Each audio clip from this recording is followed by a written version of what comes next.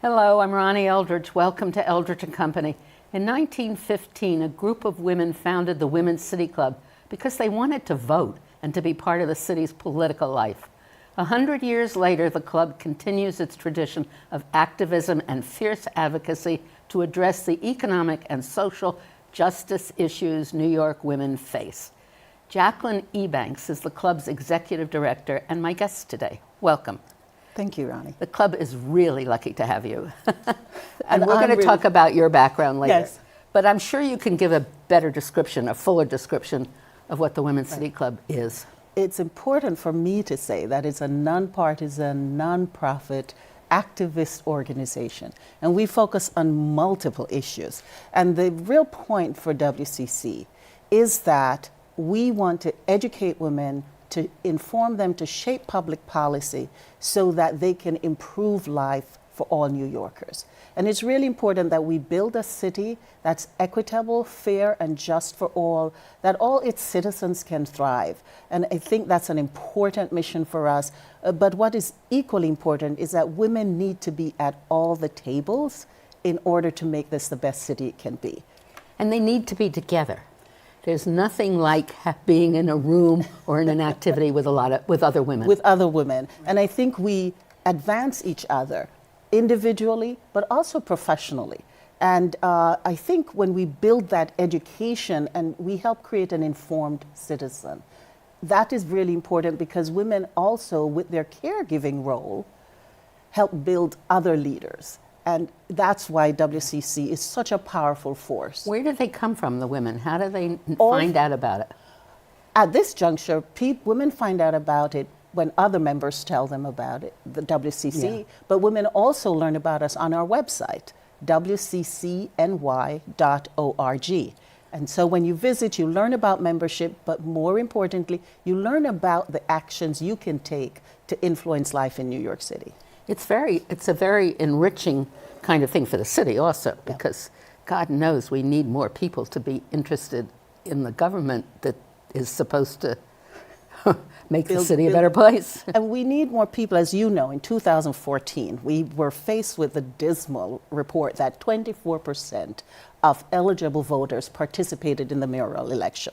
And, you know, that means 76% of us did not vote, eligible voters. And it is unacceptable. It's unacceptable for this city and it's unacceptable for the nation.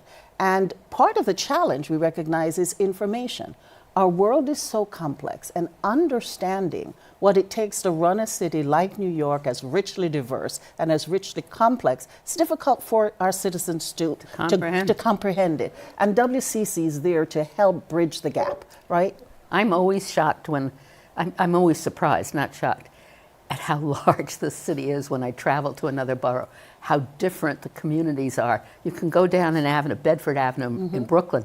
You go from one community to another just across the street. I mean, there is such complexity to this city. Such complexity. People don't understand it. People don't understand it, and I think that's one of the reasons WCC, we're looking for ways to extend our reach so that actually all boroughs have a voice in our organization. And we produce today, the Citywide Guide to Services and Resources, borough by borough. And at the end of September, these 5 directories are available on our website. And if anyone needs it, they simply call our office and we will send a copy to them. But what it also tells you is just how broad and wide and diverse New York City is. And moving forward, we're going to go into the boroughs and reach to the nonprofits that have used this directory and talk to them about how effective it was. What can we do to improve it? Because we're preparing for the second iteration in 2018. As members, when we go into the boroughs, we learn about the challenges in the boroughs.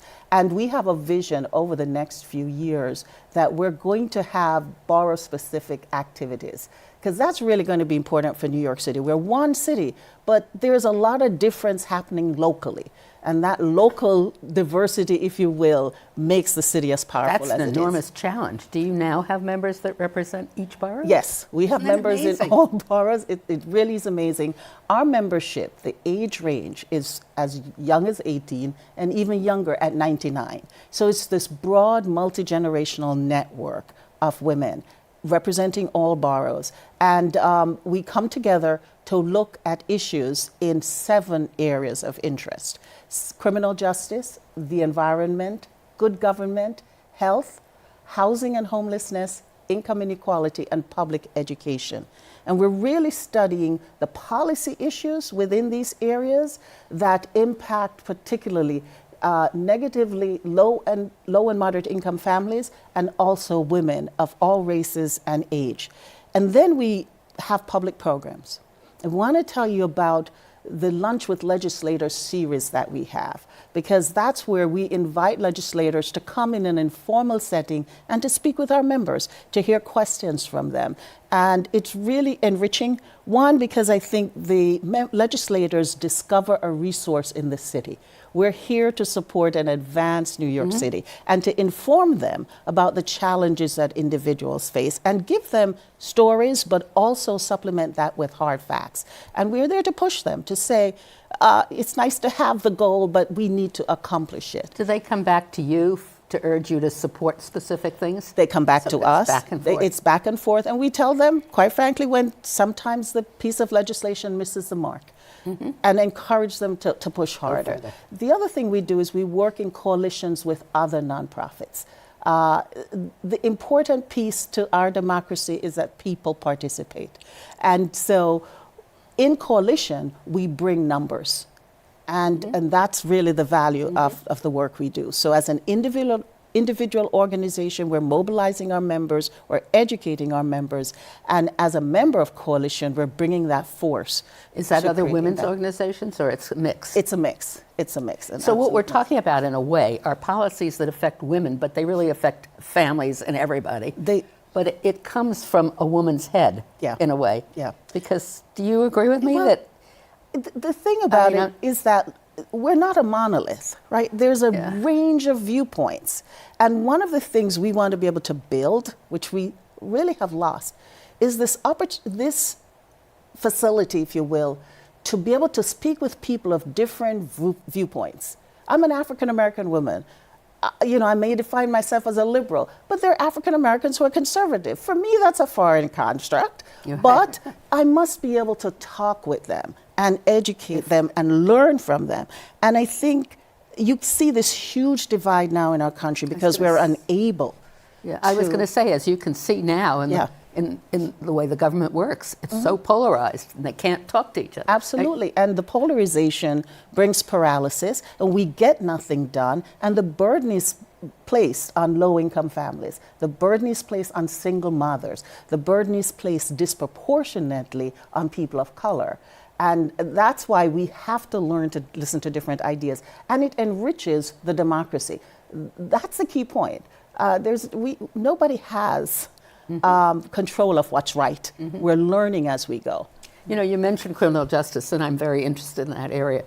And we always talk about how many men, especially men of color, are incarcerated, the high number of... But we don't talk about the effect of that incarceration on the women and their families. The women and their families, and also we don't talk about, because the numbers are so huge, the difference between the number of women incarcerated and the number of men incarcerated, that women are overshadowed. And the fact is the women, therefore, and families are hit doubly. We had a discussion the other day at WCC on the criminal justice system. And they talked about somebody who goes to Rikers frequently, that there's always a line to visit the men. Absolutely. There is none to visit the women. Absolutely. And I cannot imagine the isolation that must cause on the women in prisons. So that's one of the reasons we're looking at these issues. When we look at them at WCC, we really want to look at its impact on women and girls. Absolutely. And to highlight that. Yes, we care about all citizens, but there is a unique burden at times that women face in these issues. And we want to bring that to the table. And the effect on children. Absolutely. Tell me what else you're doing.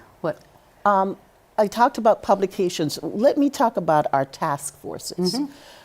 we created task forces to focus on very specific issues in those broad areas that we discussed. And these are member-led task forces. So a group of 15, 20 women come together to analyze an issue and to create public education activities. The 4 we have had running this year is a task force on public housing. We've been looking at how can we bring to the table some solid approaches to improving and preserving public housing. One of the things we discussed is that many people don't know what we're talking about when we say public housing. What is the magnitude of the issue? What does public housing contribute to New York City in the space of affordability of housing? So we are publishing a little guide, a little booklet that gives an overview, sort of facts and figures of public housing in New York City. Because we believe if you want to have input on it, you've got to know the situation and understand the facts. Then we have the Task Force for Sex Ed in Public Schools. And one of the things we're very concerned about when we say public education at WCC, it's not only the academics, but how are we building whole human beings? And we really care about the physical education that they receive, the sex education that they receive so that they can have healthy relationships. We care a lot about having arts and music back in our schools. So we talk about those things so that we generate fully developed human beings. What do you find out about sex education at schools? Well, we in Coalition, we found out that data isn't being collected on whether or not it's happening. What's the quality of the sex education being provided? And so we were fortunate to work with the legislature and had 3 bills passed this past legislative session. City. So that we will begin to ask the Department of Education to document the sexual education that they're providing for students. How, when, what. And it's not just the mechanics of it, but it's the totality of relationships. When you think of it, with poor relationships, we tend to make poor decisions. We talk a lot about the reduction of crime in New York City, but the one indicator that continues to be on the rise is violence against women. And so it begins somewhere. And yes, the home is a part of it, but school has a real opportunity to educate our kids and to transform the nature of relationships in the city. We always we have all these different expressions, we're paying a lot of attention to bullying. That's part of it. That's a part of it. It just all goes together. It goes together, yeah. Yes. I remember sex education, the fuss about talking about children with a parent.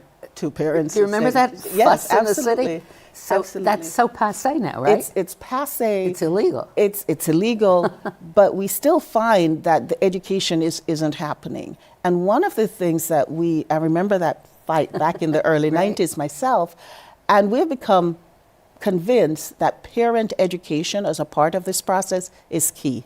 So quite a few nonprofits are looking at how do we communicate with parents who struggle and who are working etc. So we're looking at it very holistically now. Yes, kids need to be informed. They need to be informed from multiple sources. We're extremely mindful of the role of the internet in this space, and how do we help balance that with solid education at home and in school so that we build healthy relationships and healthy families, however we want to construct them. Another task force? The other task force is the task force on fair work. We're looking at flexibility and predictability of work. Takes, yes, when you know where you're going to go to work. Exactly. Right? Not changing the shifts and not all changing the time. the shift so that we can plan our lives a little bit more logically. And we can also be assured of the income we'll generate. Because for hourly workers, when you tell me a week, 2 hours before that I can't come to work, that's a loss of income. Income that I was probably counting in on budgeting in order to pay my expenses. And so we really have to be diligent to ensure that we get the best legislation passed. The City Council, the mayor the other day announced this effort, and we're going to be working in concert with other advocates and with City Council members to ensure that we have the best legislation passed, and not just for one sector of workers, but for all workers. Right. Yes. And so what, how many, now nursing mothers? Nursing mothers is my final one, thank you. The Task Force for Community and Workplace Support for Nursing Mothers. The country is woefully behind every other country in providing support for parents, and particularly nursing mothers who return to the workforce or who choose to breastfeed in public or who need to breastfeed in public because you have a crying, screaming child who is hungry. And we're trying to identify ways in which lactation centers can be placed in public facilities. We're trying to learn first, what's the landscape? There is certainly some appetite and receptiveness to this. The Brooklyn Borough President's Office has a lactation space, and we know that many places do this. But we need to make sure that it's consistently afforded and for our mothers and available for our mothers. And that's a critical piece. And that people do it without stigma.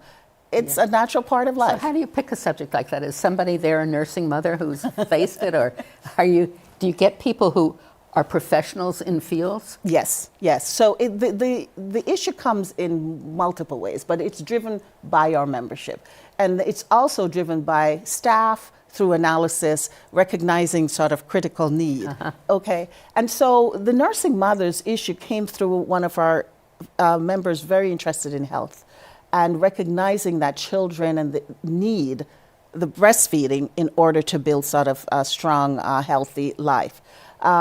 We also recognize that there are many provisions to making this happen, but the enforcement isn't there and the resources aren't there. And so the issues come to us from our members. They have to write a proposal working with staff. It's 3-5 page where they really look at the issue in a group and propose to the Public Policy Committee of WCC that this is something in which we must spend our investment. How does the task force get formed?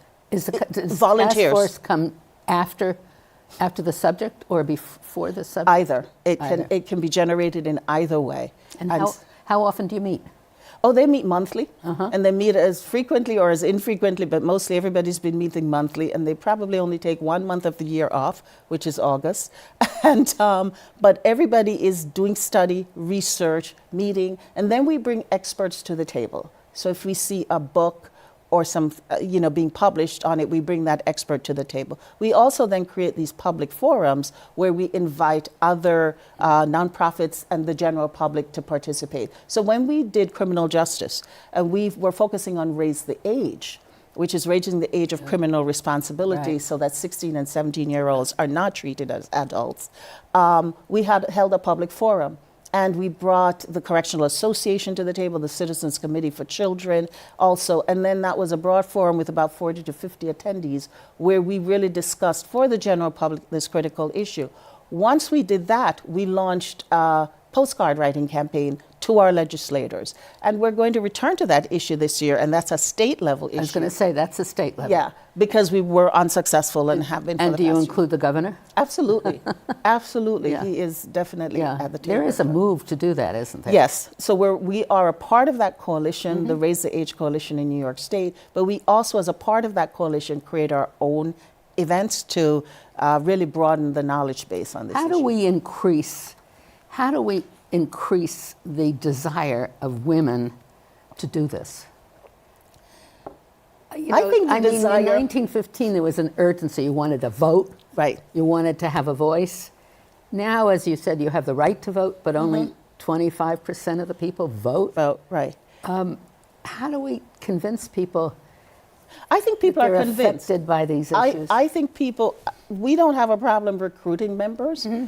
Probably the most difficult part that we have is having the availability of time to focus on these efforts and really execute in a way. That's a change over the years? That's a change over the years. Because you've got working women. The position, when we started in 1915, women didn't work. Right. Now we work. Now we have to work.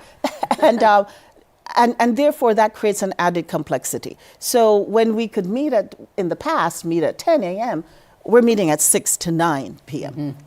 In order to get things done. We have to better leverage technology as well, and we're really coming up to speed on that. We now have a snazzy website. We're very proud of it.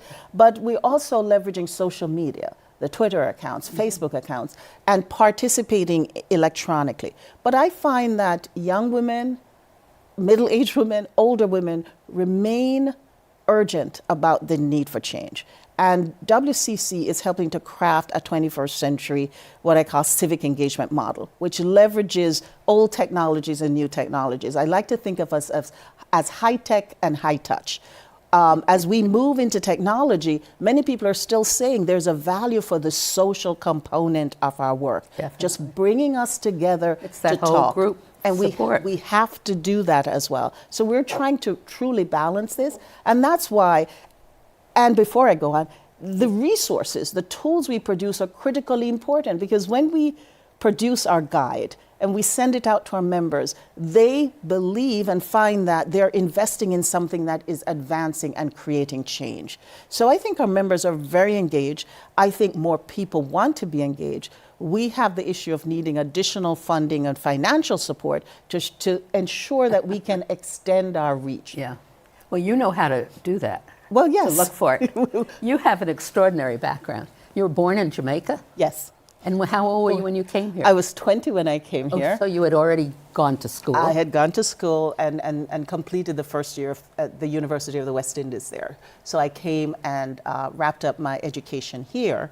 And then I have been in New York City I went to Indiana for undergrad. I did my graduate studies at SUNY Stony Brook. And then I've lived in New York City since. What made you come here? I'm always interested in how people, you know. Well, we were fortunate. My entire family migrated, so it came with mom and dad were leaving, and the kids went, and so just really, I think, carrying from home the commitment to community. And I was very fortunate. I was raised during the era of Michael Manley. I came of social awareness at that time. Yeah. And then I've always looked at how America created change.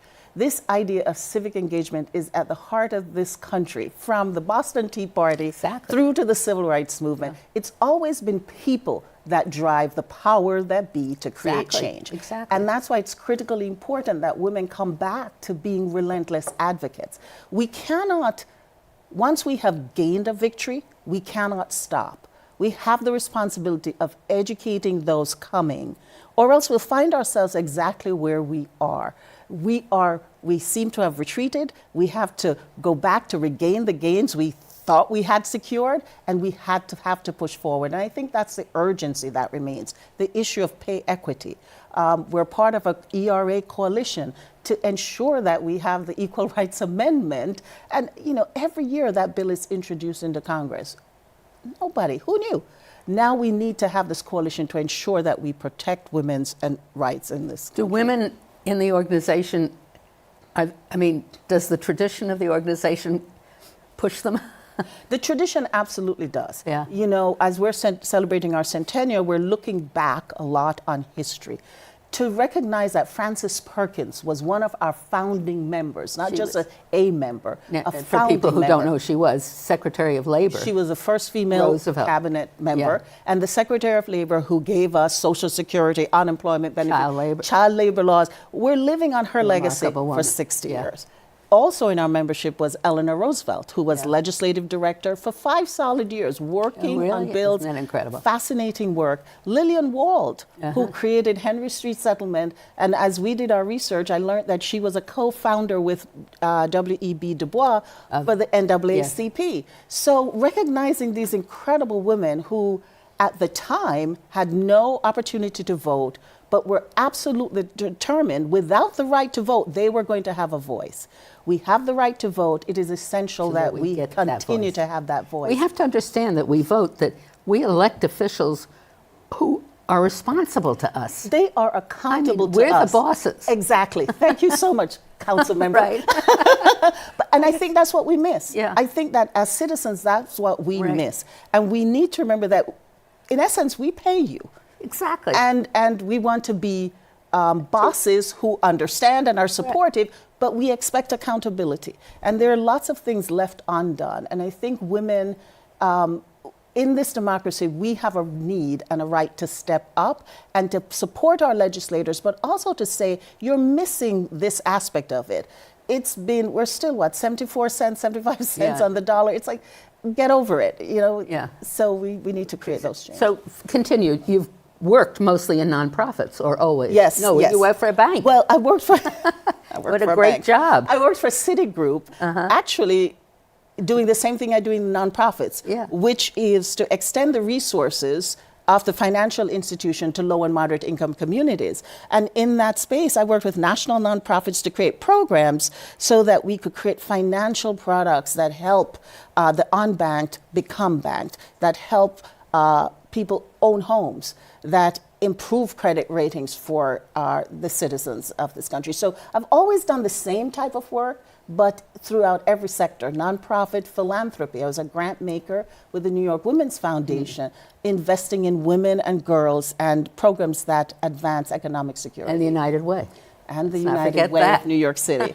And I think I've been very fortunate to be in this city for 28 years, doing essentially the same thing, advancing economic security for low and moderate income families and for women and girls. And all from different viewpoints. All from different viewpoints. And I think that's the other thing, that in order to address this issue, it's not just the nonprofit sector. We have to create a cross-sector collaboration, that we need the private sector, we need government, and we need nonprofits, and we need philanthropy. And that's why when we look at deep investments being made, the Young Women's Initiative with the City Council and the Novo Foundation and the New York Women's Foundation, there's some $100 million combined being invested nationwide in women and girls over the next 5 to 7 years. Tremendous opportunity for us to increase our engagement in the city, to advance our leadership.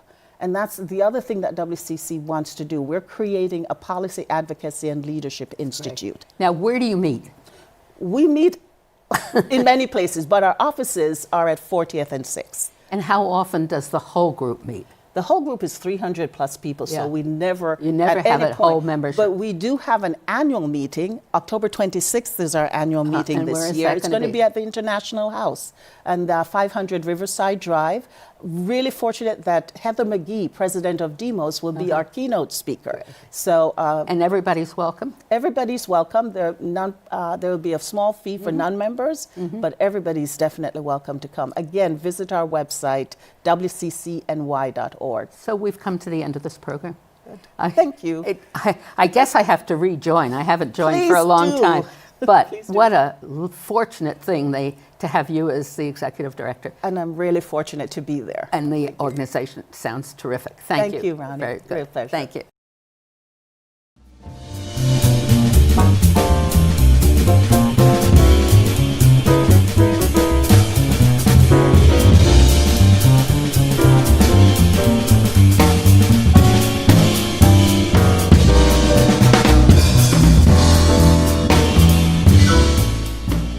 We at CUNY TV always like to hear from our viewers. So if you have any subjects you'd like to explore or people you'd like to hear, please let us know. Write to us at CUNY TV, 365 Fifth Avenue, New York, New York, 10016, or go to our website, cuny.tv, and click on Contact Us. We look forward to hearing from you.